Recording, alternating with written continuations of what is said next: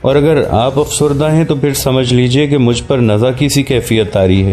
اگرچہ اس وقت ٹیپو سلطان کی عمر 13 سال تھی، لیکن وہ اتنا باشعور ہو چکا تھا کہ سریتا کے عشق کی گہرائی کا مفہوم سمجھ سکے۔ اس سے تمہیں کچھ حاصل نہیں ہوگا، ٹیپو سریتا کو سمجھانے لگا۔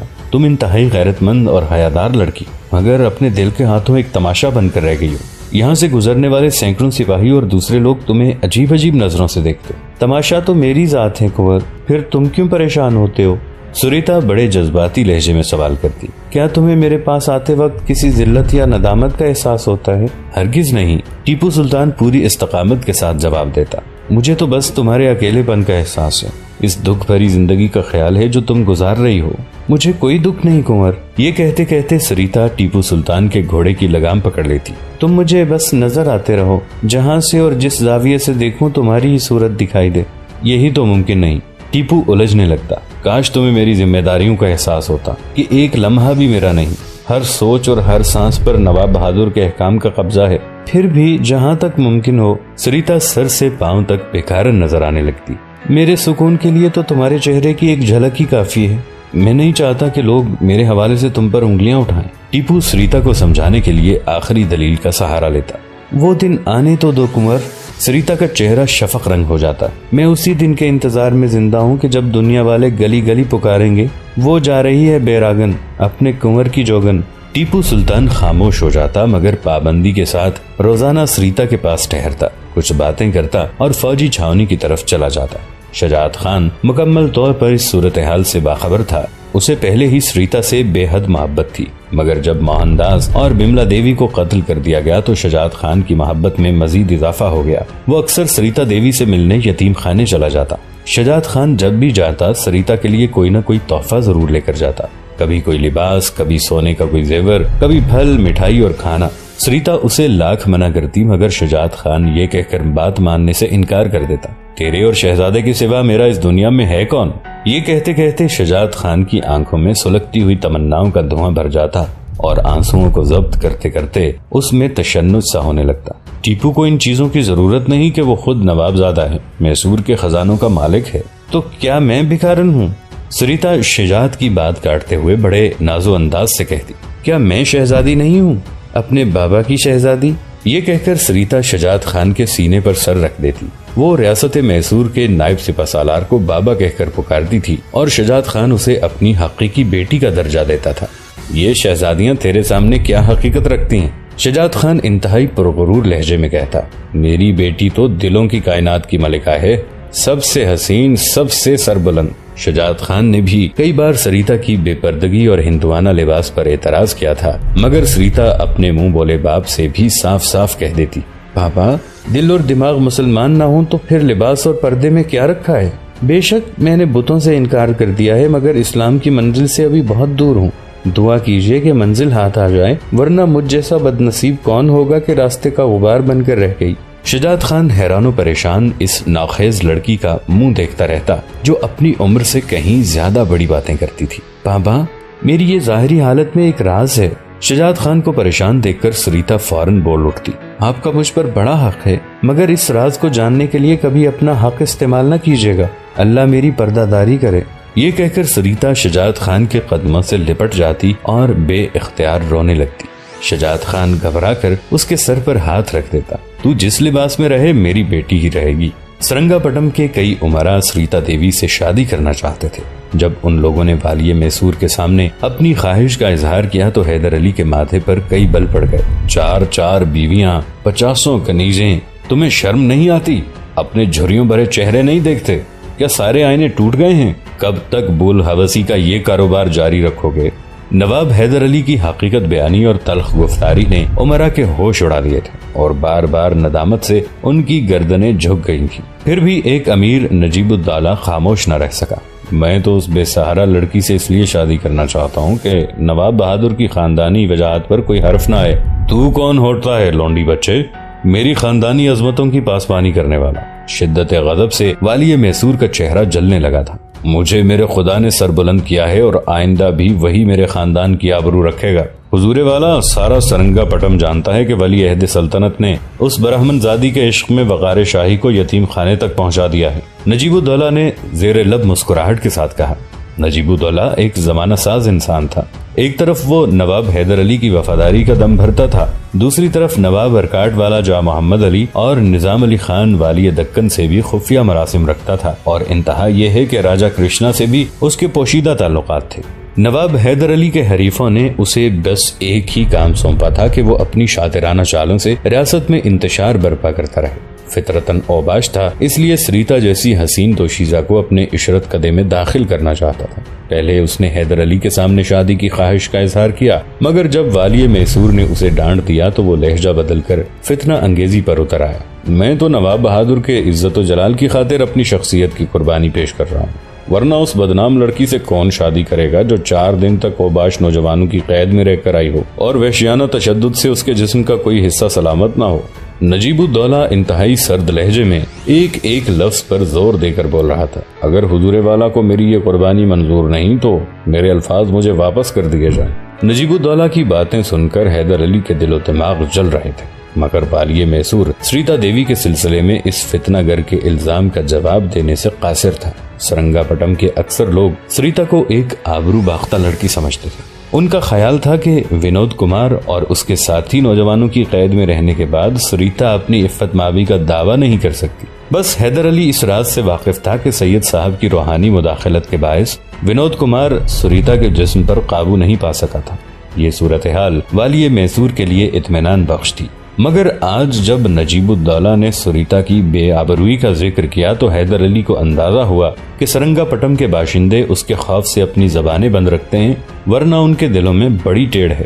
وہ کچھ بھی صحیح، مگر تو اس کے قابل نہیں ہے اوباش بوڑھے۔ نواب حیدر علی نے نجیب الدولہ کو بری طرح جھڑک دیا۔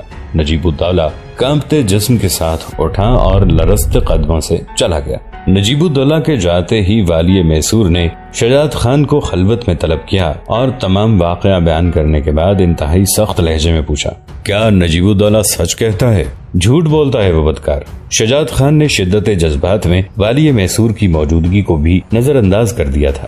سرکار، وہ بدنصیب لڑکی اپنے دل سے مجبور ہے، اس لیے شہزادے کی ایک جھلک دیکھنے کے لیے یتیم خانے کے دروازے پر کھڑی ہو جاتی ہے۔ اس کے سوا جو کچھ آپ سے بیان کیا گیا ہے وہ سب بہتان ہے۔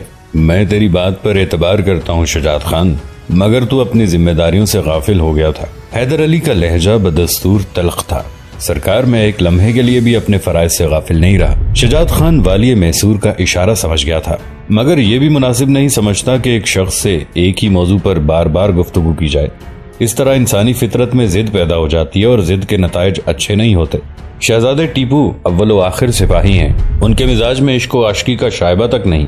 حاسدوں کی گفتگو پر نہ جائیے، وہ تو باپ کو بیٹے سے بدگمان کر دینا چاہتے ہیں۔ نواب حیدر علی کچھ دیر تک خاموش بیٹھا رہا، جیسے وہ کسی گہری سوچ میں گم ہو۔ پھر اس نے ہاتھ کے اشارے سے شجاعت خان کو چلے جانے کے لیے کہا۔ میسور کا نائب سپہ سالار اس طرح نواب حیدر علی کی بارگاہ سے اٹھا کہ اس کے سینے میں نجیب الدولہ کے خلاف نفرت و غضب کا آتش فشاں دہک رہا تھا۔ اچانک ٹیپو سلطان کو فوجی چھاونی سے راج محل طلب کر لیا گیا تھا اور اب ولی عہد سلطنت باپ کے حضور میں سر جھکائے دست بستہ کھڑا تھا۔ تمہارے خلاف الزام ہے کہ تم سریتا سے ملنے کے لیے یتیم خانے جاتے ہو۔ حیدر علی بیٹے کے سامنے پتھر کی ایک چٹان نظر آ رہا تھا۔ میرے سوا اس کا اس دنیا میں کوئی نہیں، ٹیپو سلطان نے بے جھجک ہو کر کہا۔ نہ وہ تاج و تخت چاہتی ہے نہ مال و زر، اس نے کبھی مجھ سے میری ذات کا مطالبہ بھی نہیں کیا، بس ایک نظر میری صورت دیکھنا چاہتی ہے۔ اور تم؟ حیدر علی نے اسی آہنی لہجے میں بیٹے سے سوال کیا۔ میں بابا محترم کی خوشنودی کے سوا کچھ نہیں چاہتا۔ ٹیپو سلطان کی سعادت مندی مثالی حیثیت رکھتی تھی۔ ولی عہد سلطنت کا جواب سن کر والی میسور کے چہرے پر شفقت و نرمی کے آثار نمایاں ہو گئے۔ فرزند، کل ہی سید صاحب سے رخصت کی اجازت لے لو، اب تم مکتب نہیں محاذ جنگ جاؤ گے۔ ٹیپو سلطان یکا یک بہت اداس نظر آنے لگا۔ جانے پدر، حکمرانی کے لیے قلم سے زیادہ تلوار کی ضرورت ہوتی ہے۔ حیدر علی نے اپنے حکم کی وضاحت کرتے ہوئے کہا۔ نواب بہادر، میں تلوار و قلم دونوں کا استعمال کروں گا۔ ٹیپو نے بصد احترام اپنا ارادہ ظاہر کیا۔ بہرحال میدان کارزار میں اپنے پہلے امتحان کی تیاری کرو۔ ٹیپو سلطان دل گرفتگی کی حالت میں والی میسور کی خلوت گاہ سے نکلا۔ اسے سید صاحب کی محبتوں سے محروم ہو جانے کا بڑا قلق تھا۔ نواب حیدر علی بہت آسودہ اور مطمئن نظر آ رہا تھا۔ اس نے بڑی ذہانت کے ساتھ ٹیپو کو سریتا کی نظروں سے دور کرنے کا جواز تلاش کر لیا تھا۔ دوسرے دن ٹیپو سلطان سید صاحب کی خدمت میں حاضر ہوا۔ ولی عہد سلطنت بہت اداس تھا اور اس کے ہاتھ میں کوئی کتاب موجود نہیں تھی۔ سید صاحب نے اپنے شاگرد کی جانب بغور دیکھا مگر کوئی سوال نہیں کیا۔ جب ٹیپو کچھ دیر تک سر جھکائے خاموش بیٹھا رہا تو سید صاحب بے چین ہو گئے۔ آج تم بہت تھکے تھکے نظر آتے ہو۔ سید صاحب کا لہجہ کسی قدر جذباتی تھا۔ اگر طبیعت خراب ہے تو کل درس میں شامل ہو جانا۔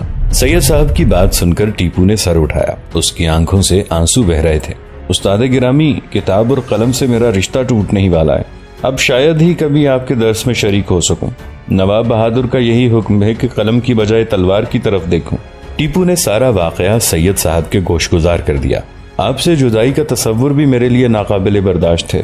تم مجھ سے جدا کب ہوگے فرزند؟ سید صاحب مسکرانے لگے مگر ان کے تبسم میں بھی اداسی کا رنگ شامل تھا۔ تم سے یہ رشتہ تو مرکب بھی نہیں ٹوٹے گا۔ بے شک میں جسمانی طور پر بہت ناتواں ہوں، لیکن اب اتنا بھی کمزور نہیں کہ تمہارے ساتھ جہاد میں شامل نہ ہو سکوں۔ جب تم باطل قوتوں کے خلاف جنگ کر رہے ہوگے تو مجھے بھی اپنے دوش بدوش پاؤ گے، وہ میدان کارزار ہو یا درسگاہ کا کوئی پرسکون گوشہ۔ تم جہاں سے بھی اور جس زاویے سے بھی مجھے دیکھو گے میں تمہیں نظر آتا رہوں گا۔ پھر تم کس ساعت فراق کی بات کر رہے ہو؟ ابھی میں اپنی تعلیم جاری رکھنا چاہتا تھا۔ ٹیپو سلطان کے لہجے سے بدستور شکستگی کی جھلک نمایاں تھی۔ میں تلوار پر قلم کو ترجیح دیتا ہوں استاد گرامی۔ تم بھول رہے ہو فرزند۔ یکا یک سید صاحب کی آواز بلند ہو گئی تھی۔ میں نے تمہیں بیک وقت قلم اور تلوار دونوں کی تعلیم دی ہے۔ یاد رکھو کہ مسلمان اسی متوازن شخصیت کا نام ہے جو صاحب قلم بھی ہو اور صاحب سیف بھی۔ نواب بہادر ٹھیک کہتے ہیں کہ تم تخت و تاج کے وارث بھی ہو اور لاکھوں انسانوں کے حقوق کے نگران بھی۔ تم اگر چاہو تو کتاب و قلم ہمیشہ تمہارے غم گسار رہ سکتے ہیں۔ مکتب میں، مسجد میں، خلوت میں، جلوت میں، غربت میں، امارت میں، زندہ میں، مقتل میں، علم وہ رفیق ہے جو انسان کو کبھی تنہا نہیں چھوڑتا۔ ٹیپو سلطان بظاہر خاموش تھا مگر اس کے چہرے پر طمانینت نہیں تھی، جیسے وہ کسی ذہنی کشمکش میں مبتلا ہو۔ آخر تم تلوار کو کیا سمجھتے ہو فرزند؟ سید صاحب نے ٹیپو کو خاموش پا کر کہا۔ اگر تمہاری شمشیر عدل و انصاف کے لیے بے نیام ہو تو وہ لمحہ ان علماء کی ساری زندگی پر بھاری ہے جو کتابوں کی ورق گردانی کرتے رہتے ہیں مگر کسی مظلوم کی چیخ سن کر اپنے گھر کے دروازے سے باہر نہیں نکلتے۔ اور اسی طرح اس مجاہد کی ایک رات کی قیمت کا اندازہ کرو جو مملکت کی سرحدوں کی حفاظت کے لیے نرم بستر چھوڑ کر شب بیداری کرتا ہے۔ مرد مجاہد کی وہ ایک رات گوشہ نشین زاہد کی عمر بھر کی عبادت سے زیادہ گراں ہے۔ سید صاحب کی اس وضاحت نے ٹیپو کے ذہن کی گرہ کھول دی تھی اور اب وہ پرسکون نظر آنے لگا تھا۔ پھر جب ولی عہد سلطنت درسگاہ سے اٹھ کر جانے لگا تو سید اکرام بخاری نے اپنے شاگرد کو مخاطب کرتے ہوئے فرمایا، ابھی تمہارا آخری سبق باقی ہے۔ آخری سبق؟ ٹیپو سلطان نے حیران ہو کر عرض کیا، اسے بھی مکمل کر دیجئے استاد گرامی۔ وہ آخری سبق سر دربار مکمل ہوگا۔ سید صاحب نے پرجلال لہجے میں کہا، نواب بہادر کو میرا پیغام دینا کہ کل وہ پالکی کا انتظام کر دیں۔ بوڑھا آدمی ہوں اس لیے اپنے پیروں سے یہ طویل فاصلہ طے نہیں کر سکتا۔ ٹیپو اپنے خیالات میں ڈوبا ہوا واپس چلا گیا اور نیند آنے تک یہی سوچتا رہا کہ وہ آخری سبق کیا ہوگا۔ دربار آراستہ ہو چکا تھا اور والی میسور کو سید صاحب کی آمد کا انتظار تھا۔ امراء سلطنت اور دوسرے درباری بھی بار بار دروازے کی طرف دیکھ رہے تھے۔ یکا یک نقیب نے پکار کر کہا کہ سید صاحب تشریف لے آئے ہیں۔ ابھی اس صدا کی گونج باقی تھی کہ نواب حیدر علی تخت سے اترا اور سید صاحب کے استقبال کے لیے دروازے کی طرف بڑھا۔ ٹیپو سلطان باپ کے پیچھے پیچھے سر جھکائے چل رہا تھا۔ تمام امراء سلطنت اپنی نشستوں پر کھڑے ہو گئے تھے۔ عجیب منظر تھا۔ حیدر علی کے استقبالیہ انتظامات دیکھ کر اہل دربار محسوس کر رہے تھے کہ آنے والا ٹیپو سلطان کا استاد نہیں، کوئی باجبروت شہنشاہ ہے۔ نواب حیدر علی نے قلعے کے دروازے پر سید اکرام بخاری کا استقبال کیا۔ سید صاحب پالکی سے اترے اور بیدھ کے سہارے آگے بڑھے۔ والی میسور اور ولی عہد سلطنت نے بصد احترام سید صاحب کی خدمت میں سلام پیش کیا۔ سید صاحب نے سلام کا جواب دیا اور آہستہ آہستہ دربار کی طرف جانے لگے۔ نواب حیدر علی تھوڑے فاصلے پر سید صاحب کے بائیں طرف تھا اور ٹیپو سلطان اپنے استاد کے عقب میں کسی خدمت گزار کی طرح چل رہا تھا۔ سید صاحب نے دربار حیدری میں داخل ہو کر مؤدب اور صف بستہ حاضرین پر نظریں ڈالیں، پھر رک کر حیدر علی سے مخاطب ہوئے، نواب، مجھ فقیر کے لیے ان دنیاوی تکلفات کی کیا ضرورت تھی؟ یہ رسمیں تو اہل اقتدار کو ہی زیب دیتی ہیں۔ سید محترم، میں دوسروں کے دل کا حال تو نہیں جانتا مگر میرے لیے تو آپ مقتدر ہیں اور میرے دل و دماغ پر تو آپ ہی کی حکومت ہے۔ والی میسور کا لہجہ اس کے دلی جذبات کا آئینہ دار تھا۔ سید صاحب نے ایک نظر حیدر علی کی طرف دیکھا اور پھر والی میسور سے دریافت کیا، تو اب میری نشست کہاں ہے؟ تخت پر میرے نزدیک۔ حیدر علی کے ہر لفظ سے سید صاحب کے لیے بے پناہ عقیدت کا اظہار ہو رہا تھا۔ سید صاحب اس کرسی پر تشریف فرما ہوئے جو والی میسور کے دائیں جانب تھی۔ ٹیپو سلطان کی نشست حیدر علی کے بائیں طرف تھی، مگر وہ اس پر نہیں بیٹھا اور اپنے استاد کی کرسی کے پیچھے کسی خادم کی طرح کھڑا ہو گیا۔ اللہ والی میسور کو جزائے خیر دے کہ اس نے ایک اہل علم کی قدر کی۔ سید صاحب اپنی نشست پر کھڑے ہو کر اہل دربار سے مخاطب ہوئے۔ حیرت انگیز طور پر ان کی آواز بہت بلند تھی اور پورے دربار میں گونج رہی تھی۔ میں دنیا داروں کی طرح آداب سیاست نہیں جانتا، مگر اس حقیقت سے باخبر ہوں کہ اس حکومت اور معاشرے پر کبھی زوال نہیں آئے گا جو عدل و انصاف پر قائم ہوگا اور علم کی عزت و تکریم کرے گا، اور وہ اہل علم کبھی رسوا نہیں ہوں گے جن کے ہاتھوں میں فقر و قناعت کی زنجیریں ہوں گی۔ جب حکومت اہل علم کی طرف پیٹ کرنے لگے اور اہل علم عمرا کے سامنے دستے سوال دراز کر دیں تو سمجھ لینا کہ ذلت اور بربادی تم سے چند قدم کے فاصلے پر موجود ہے۔ اس وقت سے ہمیشہ ڈرتے رہنا کہ اللہ کی گرفت بہت عجیب اور عذاب بہت شدید ہوتا ہے۔ یہ کہہ کر سید صاحب اپنی نشست پر دوبارہ بیٹھ گئے۔ دربار پر سناٹا طاری تھا۔ نواب حیدر علی کی نظریں سید صاحب کے روشن چہرے پر مرکوز تھیں اور والی میسور اس سبق کو سننے کے لیے بے چین تھا جس کی خاطر یہ دربار آراستہ کیا گیا تھا۔ ٹیپو سلطان بھی سر سے پاؤں تک شوق اور تجسس کی تصویر نظر آ رہا تھا۔ سید صاحب عمرائے مملکت اور عام درباریوں سے خطاب کر چکے تھے۔ بس ولی عہد سلطنت کا آخری سبق باقی تھا۔ فرزند میرے سامنے آؤ۔ یکایک سید صاحب کی پرجلال آواز گونجی۔ ٹیپو سلطان چند قدم آگے بڑھا اور استاد گرامی کے روبرو دست بستہ کھڑا ہو گیا۔ اپنے دونوں ہاتھوں کو دراز کر لو، سید صاحب نے ولی عہد سلطنت کو حکم دیتے ہوئے کہا۔ ٹیپو حیرت زدہ تھا، مگر اس نے کسی تاخیر کے بغیر اپنے دونوں ہاتھ سید صاحب کے سامنے پھیلا دیے۔ پھر حاضرین نے سید صاحب کو اپنی نشست پر کھڑے ہوتے دیکھا۔ دوسرے ہی لمحے اہل دربار کو سکتہ سا ہو گیا۔ سید صاحب نے پوری طاقت سے ٹیپو کے ہاتھوں پر بید مارنا شروع کر دیا۔ والی میسور کے چہرے کا رنگ بدل گیا اور انتہائی کوشش کے باوجود خاموش نہ رہ سکا۔ سید صاحب، یہ آپ کیا کر رہے ہیں؟ سید صاحب نے والی میسور کی بات پر کوئی دھیان نہیں دیا۔ اب ان کے بید کا ہدف ٹیپو سلطان کا نرم و نازک جسم تھا۔ سید صاحب بہت ضعیف تھے، مگر ان کے ہاتھ پوری توانائی کے ساتھ حرکت کر رہے تھے۔ تکلیف کی شدت سے ولی عہد سلطنت کا چہرہ نیلگوں ہو گیا تھا، لیکن اس نے اس سادے گرامی کے اس عمل کے خلاف کسی قسم کا احتجاج نہیں کیا تھا۔ حیدر علی کی قوت برداشت جواب دے گئی اور اس نے گھبرا کر سید صاحب کا ہاتھ پکڑ لیا۔ بس رہنے دیجئے، آخر ٹیپو نے ایسا کون سا گناہ کیا ہے کہ آپ سر دربار اس کے جسم پر بیدوں کی بارش کر رہے ہیں؟ والی میسور کے لہجے میں انتہائی تلخی نمایاں تھی۔ میرا ہاتھ چھوڑ دو نواب۔ سید صاحب کا لہجہ بھی سخت تھا۔ یہ استاد اور شاگرد کا معاملہ ہے، تم درمیان میں حائل ہونے والے کون ہو؟ مجھے ٹیپو کو آخری سبق دینے دو۔ یہ ہے آپ کا آخری سبق؟ حیدر علی کے لہجے سے شدید طنز جھلک رہا تھا۔ یہ کیوں نہیں کہتے کہ آپ بھی عام استادوں کی طرح شاگرد کے جسم پر تشدد کر کے اپنی استادانہ شان کا مظاہرہ کرنا چاہتے ہیں؟ کچھ بھی صحیح نواب، مگر تم میرا ہاتھ چھوڑ دو۔ سید صاحب کی آواز بلند تھی، مگر ان کے لہجے میں اشتعال نہیں تھا۔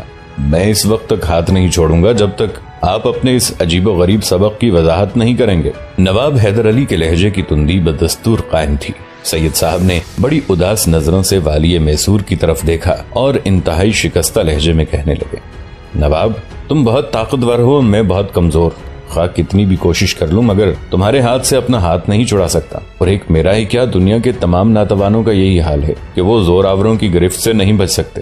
سید صاحب کے لہجے میں عجیب خلش تھی۔ والی میسور نے گھبرا کر ان کا ہاتھ چھوڑ دیا۔ مگر نواب تم اس وقت کیا کرو گے جب سب سے طاقتور ہاتھ تمہارا گریبان پکڑ لے گا؟ سید صاحب نے والی میسور سے سوال کیا، کیا تم سر محشر دست قدرت کی گرفت سے اپنے آپ کو چھڑا سکو گے؟ نواب حیدر علی حیران و پریشان نظر آنے لگا۔ آج اس کے نزدیک سید صاحب کی ہر بات انتہائی پیچیدہ اور پراسرار تھی۔ جواب دو نواب حیدر علی خان۔ والی میسور کو خاموش پا کر سید صاحب نے پوری شدت سے اپنا سوال دہرایا، مگر اس سوال کا آپ کے موجودہ طرز عمل سے کیا تعلق ہے؟ نواب حیدر علی بہت الجھا ہوا نظر آ رہا تھا۔